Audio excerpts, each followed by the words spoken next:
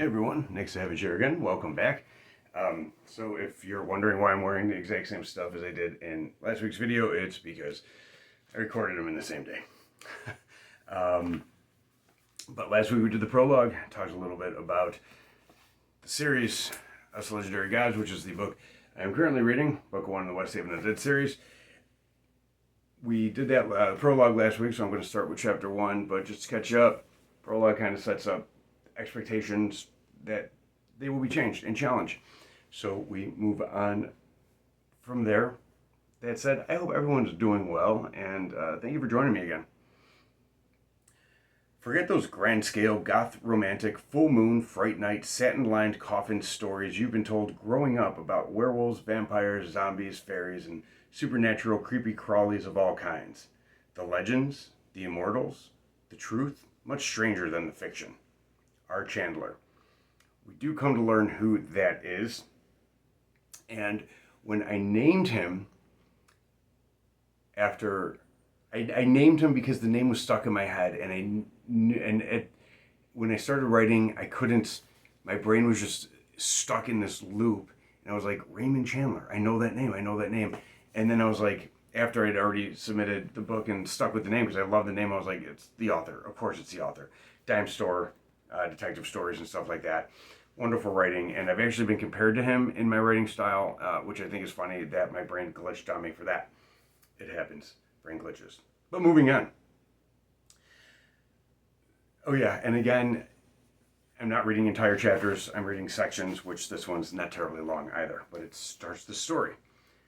The hum of the fluorescent lights drone behind the tapping sounds of tears falling from Tracy DeSalvo's brown eyes as they land on the double line that reads, positive. It obscures the result, but her mind has already engraved it in. 2 lines, not 1. Right now, 2 little lines are changing her life and everything that will ever happen. There's a hesitation creeping inside her mind to keep this quiet. She doesn't know why it's there or where it came from, but it's there. An innate knowledge that she knows the hesitation is correct, that she's feeling it for a reason. She doesn't know the reason, but she trusts her instinct that she shouldn't call up her husband and son to share the news. After all, she doesn't understand how this happened.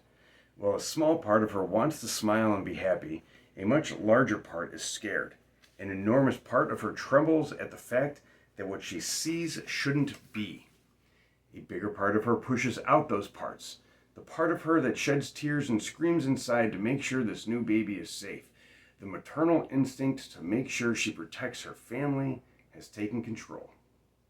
She stares at the 2 blurred lines that try to shine out positive news to start her week, but she can't focus. 2 ladies enter the office bathroom chattering about in a jovial manner, blissfully ignorant of the mixed emotions they unknowingly disrupted in the closed stall. While Tracy, wife, mother, and mom-to-be again, would like nothing more than to continue hiding in this bathroom stall, contemplating the uncertainties of this impossible situation, Tracy, the social worker, has a patient coming in a few minutes that needs her help. She knows she needs a clear mind to best support those who need her help, but the conversation on the other side of the stall disrupts her attempt at calm. All Tracy can think about is everything that is inconceivable right now. The number of things that could go wrong over the next 9 months if everything goes right. That isn't how she wanted to start her week. This shouldn't be. She already had 1 child. She is infertile. A noisy ventilation fan jolts to life. The rattling sound distracts Tracy enough to realize both of her legs fell asleep from sitting on the toilet too long. She lets the pins and needles sting away because in her hand is a simple test with a simple result that is anything but simple. And her racing mind can't comprehend them at this moment. She stands unsteady on her sleeping legs, struggling to pull up her pants. The pins and needles stabbing her waking legs and feet are a pointed reminder of everything that has changed in the last few minutes.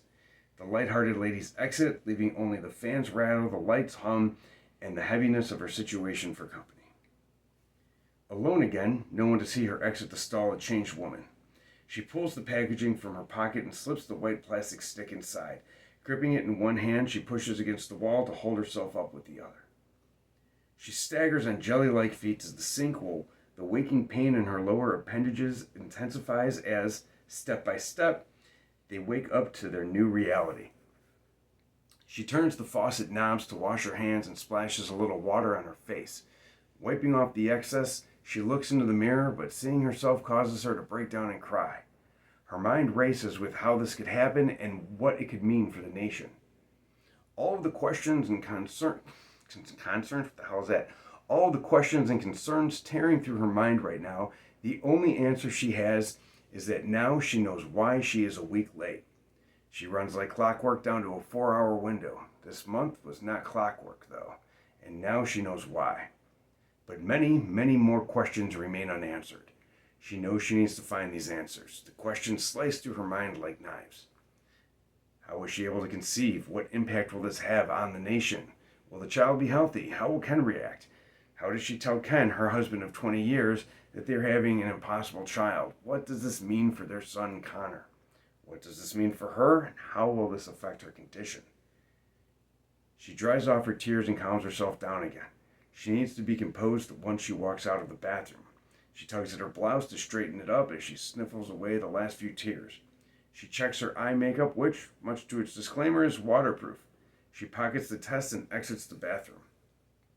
Tracy forces out a smile as she passes a few open doors while she tries to walk unnoticed down the hall to her office. She attempts to maintain a professional composure. Straight back, shoulders up, head high, confident walk. She can't let on that anything might be wrong, even though she is sure so much is. She opens the door to her office and invites the waiting patient in. She takes a seat in her chair and grabs her yellow legal pad so she can begin her session. She hides the unused tests in the bottom desk drawer. She turns her attention toward the patient, but there is a lingering notion in her mind. A notion that she needs to talk about this, that sitting here isn't helping, but who can she turn to? So that's a lot to unpack in the first few pages.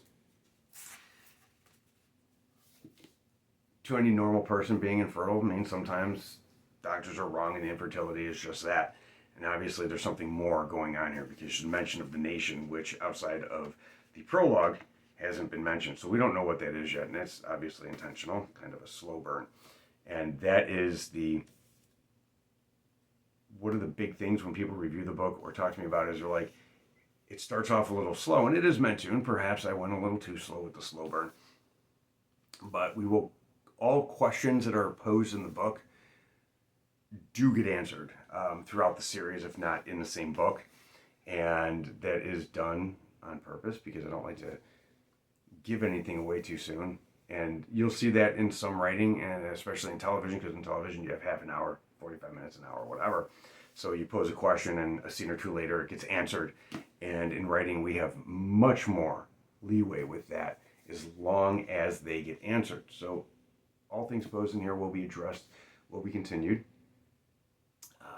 I did have help because writing female things, I don't ever want to assume that what I'm writing, even when you try and put yourselves in their shoes, is right. So I did have female input on this, and they said it was pretty on par, especially for the feelings that I'm trying to get across and stuff like that. It was an interesting way to start a series written by a man, is to have it be a female in a bathroom with a pregnancy test, but that wasn't a jab at anything or anything like that. It was just kind of how the story needed to start. And there was some debate that I actually start the story with the next section that'll be next week, but I did not because I felt that this set up at least the overall story for book one, whereas the next sets up the overall arc for the series. And I wanted to at least get the story for book one started on the proper beat. Save the Cat stuff. If you don't know what Save the Cat is, if you're a writer, go to www.savethecat.com and check out the beat sheet that they got there and the beat mapper and stuff like that. Again, literature gives a lot more flexibility than screen and television writing, but you still kind of want to stay within those realms, give or take. But I hope you enjoyed it. I hope you enjoyed the little commentary that I give, and I don't edit out my fuck-ups because I'm a writer who is partially dyslexic, so reading is not my forte. But I hope you enjoyed that, and until next week, which I will also be wearing this because I'm about to record it after I get this uploaded, it costs nothing to be kind. See you then.